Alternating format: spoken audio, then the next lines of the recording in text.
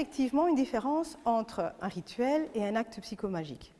Alors, tous les deux, le rituel est un acte qui me permet de rentrer en connexion profonde avec les forces de la nature, les énergies psychiques et le retour à la source. Et ça peut se faire, du coup, ça amène une guérison. Donc c'est pour ça que beaucoup de rituels sont également faits comme actes de guérison, techniques de guérison. Beaucoup de rituels peuvent être faits comme ce que moi je vais appeler un acte psychomagique, tout simplement parce que beaucoup de thérapie, à partir du moment où on s'était déconnecté du sacré et qu'il fallait expliquer comment fonctionne l'être humain, beaucoup de thérapies, pour pallier à ce côté, comment dire, comment atteindre l'inconscient.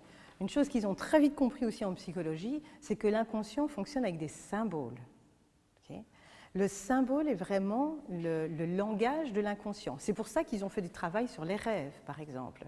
Parce que le rêve, c'est une source même de plein de symboles oniriques, des symboles de la vie de l'inconscient personnel, mais aussi de l'inconscient collectif. Et donc, comme l'inconscient fonctionne avec des symboles, au niveau thérapeutique, on va très souvent utiliser le symbole pour guérir, pour aller justement aller toucher ce qui est dans l'inconscient.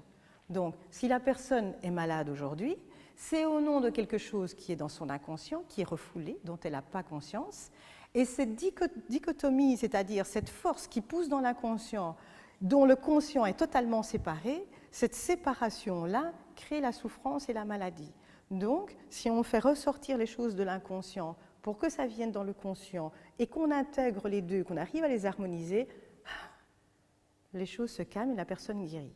Okay? Donc, plein de thérapies sont parties utiliser les symboles. Okay? Donc, par exemple, là, tout à l'heure, on regardait les dessins des chakras. Chaque chakra dessiné comme un dessin, c'est un symbole. Okay? Et donc, le symbole a vraiment, donc c'est le langage de l'inconscient, c'est comme si je peux parler à l'inconscient à partir du symbole.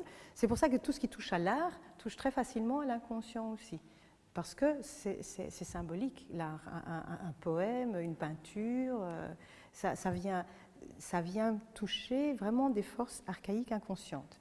Alors, tous ces symboles, si je les mets en mouvement dans un cadre thérapeutique, je peux, dans un cadre thérapeutique, utiliser des actes psychomagiques pour pouvoir atteindre cette partie du mystère, cette partie magique, cette partie que la conscience ne peut pas accepter comme ça parce que c'est trop lourd, c'est trop difficile, c'est trop chargé émotionnellement.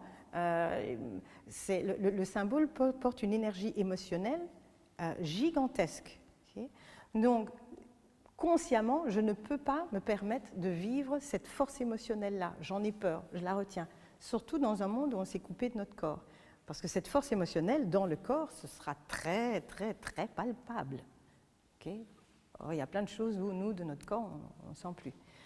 Donc, il y a des thérapies qui vont par exemple, je ne sais pas moi, suite à un décès ou un avortement, on va dire, bon, tu vas symboliser l'enfant, la personne décédée, par un élément que tu vas chercher en nature, ou bien qu'est-ce qui te parle, etc. Ou tu écris le nom que tu aurais voulu donner sur un papier, voilà. Et puis on va par exemple mettre un fil entre cette personne-là et toi, et puis sentir et faire en sorte que pour le deuil, je ne sais pas, j'invente comme ça, tu coupes le fil.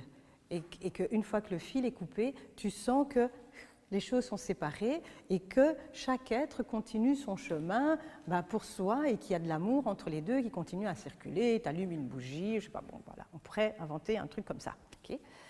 Alors, donc ça veut dire que l'acte psychomagique vise la même chose. Il vise à aller toucher des forces de la psyché de la personne dans un cadre de guérison, pour toucher un mystère, quelque chose qui est dans l'inconscient, et mettre ça en mouvement. Mais,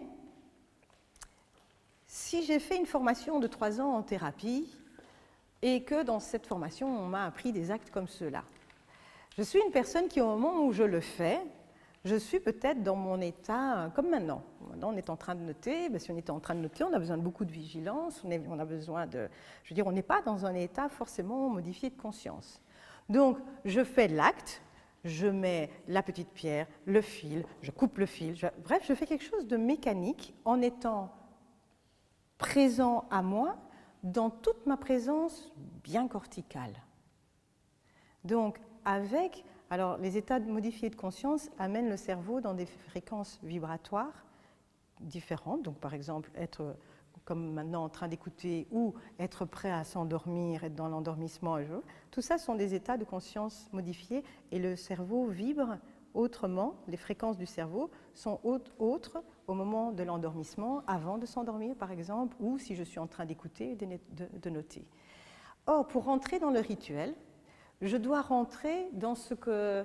un vrai rituel te ramène vraiment à la source. Il te sort du temps chronologique, tu rentres dans le temps spirituel. Il te sort de l'inconscient personnel, tu rentres dans l'inconscient collectif et au-delà de l'inconscient collectif à la source.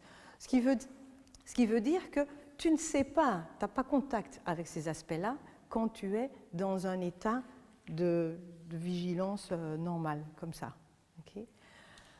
Donc si tu as appris ça comme une technique et que tu mets en place la technique, ce qui serait la même chose si tu fais ton rituel toutes les semaines de manière mécanique, okay,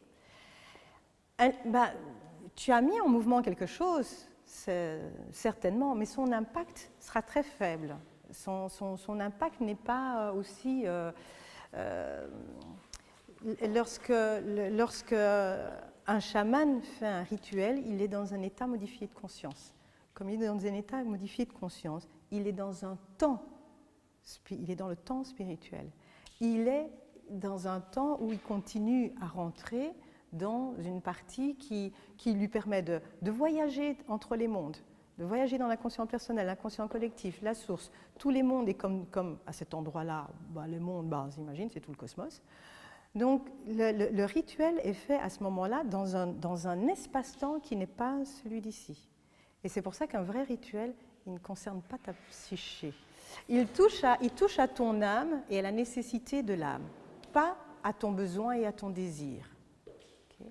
Donc un acte psychomagique va viser à la même chose, sauf qu'il n'est pas forcément, et en général il ne l'est pas fait parce que sinon ce ne serait pas un acte psychomagique mais ce serait un rituel, il n'est pas fait dans un état modifié de conscience. Ce qu'il fait, c'est qu'il met en mouvement des symboles pour mettre en mouvement l'inconscient de la personne, pour que ce qu'elle a en elle, émotionnellement parlant, et de ses attentes et de ce qu'elle sait de la situation, pour mettre en mouvement, en fait, ces émotions qui sont bloquées dans son inconscient. Ça, c'est un acte psychomagique. Un rituel, et pour l'instant, il y a beaucoup de rituels qui sont en fait des actes psychomagiques, parce qu'on est tellement coupé du sacré qu'on recherche, il y a des sociétés, même si sur Internet, si tu veux un rituel pour ton mariage, si tu veux un rituel pour ceci, il y en a de plus en plus. Pourquoi ? Parce qu'on a tellement perdu cette connexion au sacré qui est un de nos besoins. Ça fait partie de la même manière qu'on a besoin d'aimer, d'être aimé, de manger. On a besoin de notre connexion au sacré. Donc il y a quelque chose qui appelle. Et comme ça appelle, on trouve même sur Internet des sociétés qui vous vendent des rituels. En fait, très souvent, ils vendent des actes psychomagiques. Okay, et qui peuvent avoir un impact, puisque, comme je vous dis, le cerveau, l'inconscient, réagit aux symboles. Et l'acte psychomagique met en mouvement des symboles.